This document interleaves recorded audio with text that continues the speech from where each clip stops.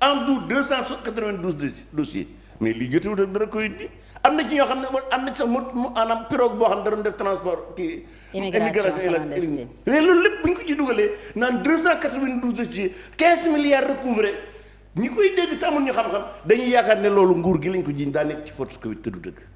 mais leeral na ne loolu. déedéet moo tax leeral ga la ko doon def mooy moom conférence de presse da ko waroon a concentré ci problème force Covid parce que loolu moo ne këtt na jonn. d'accord donc. la ca des ba xew na bu yàgg. d'accord waaw. nit ñi soxla wuñ moom muy def bilan li mu def nanu wax ci force Covid bi ñaata milliards la moo lëndëm ñi ñu koy topp kan ak kan la. encore une fois véritablement je crois que ñi doon xaar leeral ci conférence de presse su procureur yooyu ak lëndëmal lañ ko gën a jëlee maintenant li ma jàpp nag mooy dañ doon yëgal Ousmane Sonko rek ne ko jébbalu nañ loolu wax nu def koo nu tëj loo ñu tëj. kon yow dara leerul ci yow gannaaw ndaje mi procureur yi amal. déedéet xam nga man li leer ci man mooy rapport de la Cour des comptes dama ko lire naa les 178 pages day dama ko mujj lire sax keroog bi ma déggee ñu ne dañoo woo Matar Ba dama ko lire di xool ba xam ndax mi ngi jëm mais est-ce que nangu nga ne aussi rapport bi mën naa wax loo xam ni enquête mën na feeñal lu ko ëpp. waaw loolu mën naa nekk waaye enquête bi ñetti fan ñaari fan de wala ñetti fan. enquête baa ngi wéy nee na. déet ñi koy woo convoqué nañ leen ba pare 27 personnes. xëy na ñooñu mooy ñi waxoon ordre de poursuite. non mais non xam nga ñi cour bi wax moom bu ñu leen woowoon directement du nekk son problème muy les comptables publics. parce que souvent da nga ci gis ko xam ne dañ koy jàpp mais à la limite waruñu ko sax woo dama la xam un ordre illégal boo ko exécuté yow mi ko exécuté yow la ñu war a topp. et puis souvent dañ ci gis loo xam ne et puis nañ comprendre jamono force Covid la. président bi dañ ko joxoon autorisation nu mu tuddati ci tubaab waay. gouverner par ordonnance. par ordonnance parce que urgence bi moo ko waraloon. bien sûr. am na ci ku ma dégg Abdou Aziz Mbaye mu ne moom dañu leen moom en tant que président en tout cas responsable de communicateur traditionnel. dañ ko jox xaalis moom mu war koo séddale waaye sëñ bi nag. li muy wax te yaa pas de ab géwél di ko jox xaalis di ko laaj mën naa joxe des charges peut-être mais un compte bancaire quand kenn du def alal jooy jox géwél te communicateur traditionnel parce que loolu lan moo waral loolu am na ci ilimaan ay ulema yu ñu jox alal pour ñu participer ci sensibilisation bi man nag war nañ ma cee jox parce que ci ñi gën a sensibiliser laa bokk waaye nag man moom joxuñu ma dara dara joxuñu ma sensibiliser naa sax waxula ceeg ñu dëkk Touba. ok donc encore une fois dañ leen ko jox pour ñu sensibiliser. mais à la limite booy xool y a derrière toutes ces agitations là il y a une volonté de plaire à un groupe politique le PASTEF ak maintenant une volonté peut-être de détruire des adversaires politiques.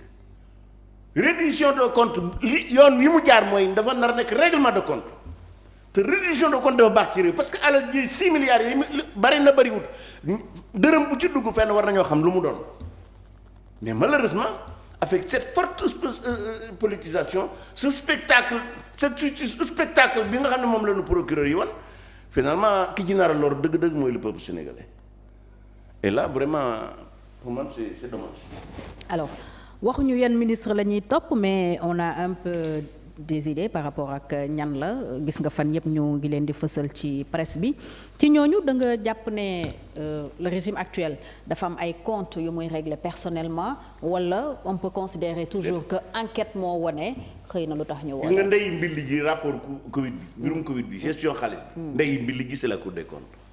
du procureur de la République du procureur général du procureur financier. ci naka ndey mbilli ji c'est la Cour des comptes moo gëstu xool alal ju ne dërëm bu ne fu mu dugg mu xool ba gis ne am na juróom benn milliards yoo xam ne fa mu dugg leerut mu wax ne ñi ko joxoon nañ leen yóbbu yoon laaj leen ko benn turu ministre ci nekk Mansour Faye nekku ci keneen ñeneen ñi dama leen di bañ a tudd dégg naa Matar Ba suñu boole ko ci.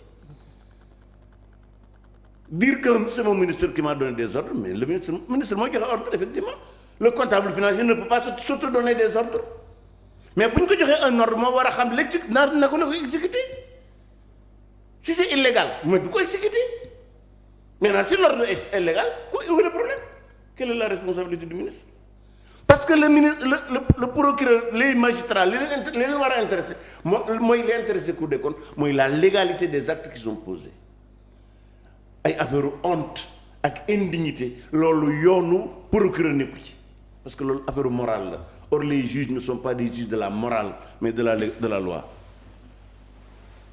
vraiment soxna Fatou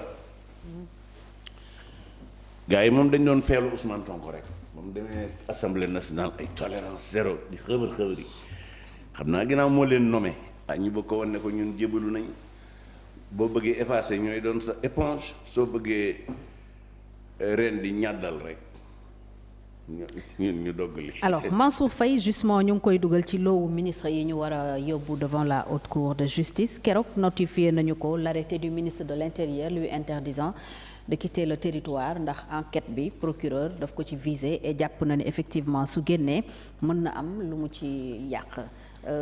Enfin Mansour Faye xam na li tax ñu tere ko génn réew mi donc amatuñu problème état de droit. déedéet tey la wàllu gënaay.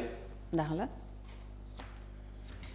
Mansour Faye bi mu demee aéroport ñu téye ko bu njëkk bi mu delluwaat yóbbaale huissier mu defal ko constat d'huissier. xam nga en matière de droit constat d'huissier. mooy wàcc lu deñ dëgg bu wóor la. bien sûr. mu saisir cour suprême génne benn décision ne ministre de l'intérieur waxal lu tax nga ne Mansour Faye mënut a génn ci réew mi jox ko motif yi nga ne tax moo tax mënut a génn ci réew mi. wala nga bàyyi ko mu dem.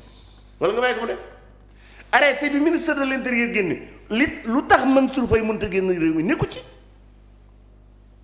daf ne ko rek doo génn réew mi ça s'appelle du gangstérisme.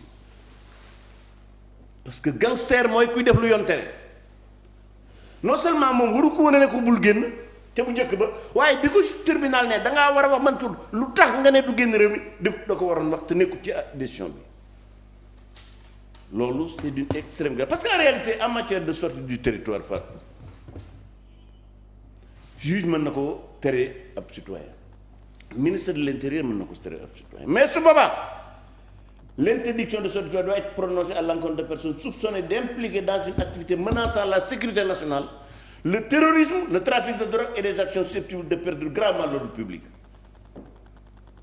Mansour Faye kenn dégg ko ci mu loo xam ne day perturber la sécurité nationale day menacer dafa niru terrorisme wala day jaayum drogue wala action yoo xam ne mën naa indil jafe-jafe askan bi kenn dégg ko ci loolu.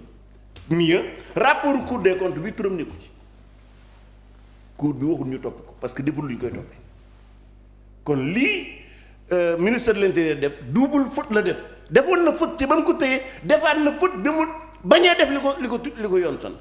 te gëmoo ne enquête mën naa yegg ba joxoñ Mansour Faye. àggaguñ foofu gis nga nit. kenn waru koo tegi daan ci lu ñu xamut.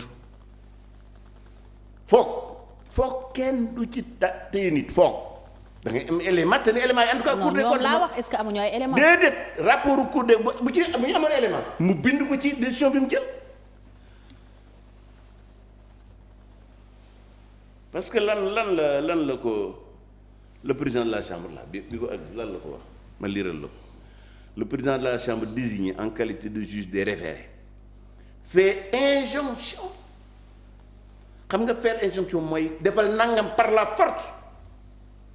Au ministre de l'Intérieur des réceptions de la présente boo jotee lettre sama décision bi rek.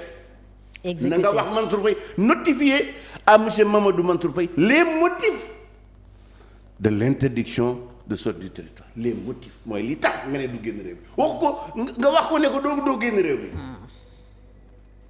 c'est-à-dire que ministre de l'Intérieur tey ci avec cette décision là bi mu jël nii defaat na trois fautes pour un ministre de l'Intérieur ki war a aar sama sécurité aar sama sécurité un général de gendarmerie il n'est pas digne d'être ministre de l'Intérieur il doit quitter ce poste